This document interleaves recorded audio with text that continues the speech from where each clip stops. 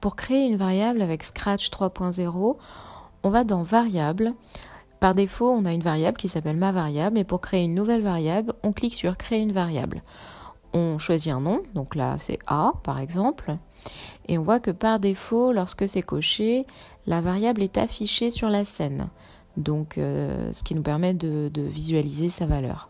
La création de variables peut être très pratique avec Scratch dès lors qu'on veut faire intervenir des blocs opérateurs, mais pour beaucoup d'autres choses. Donc on va démarrer à un premier exemple avec un petit programme qui démarre lorsque le drapeau vert est cliqué. On va dans Capteur et on va chercher le bloc qui permet de demander la saisie d'un nombre au clavier. Donc on demande de choisir un nombre.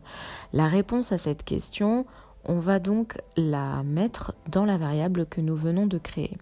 Donc on va dans Variable, et alors on peut aller dans Variable soit directement avec le petit bouton orange, soit en descendant en bas de la page, comme on le voit là.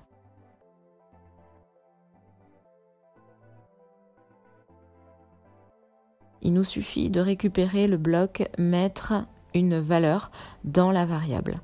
Alors, donc on voit qu'on peut changer de variable, en fait, on a accès à toutes les variables qui sont créées, et on va aller mettre la réponse à la question précédente, c'est-à-dire le nombre qui va être saisi au clavier, dans la variable A. Alors on teste, on clique sur le drapeau vert, le lutin nous demande de choisir un nombre, on va entrer 15 par exemple ici, et on voit qu'on a 15 qui est affiché dans A.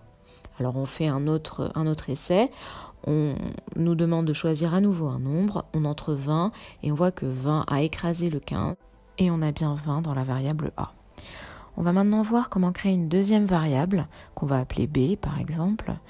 Et donc toujours par défaut, les deux variables, enfin toutes les variables qui sont créées d'ailleurs, sont cochées par défaut et donc sont affichées sur la scène.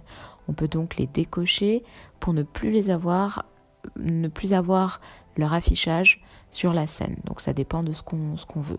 Donc c'est très facile de cocher, décocher pour afficher ou masquer les variables.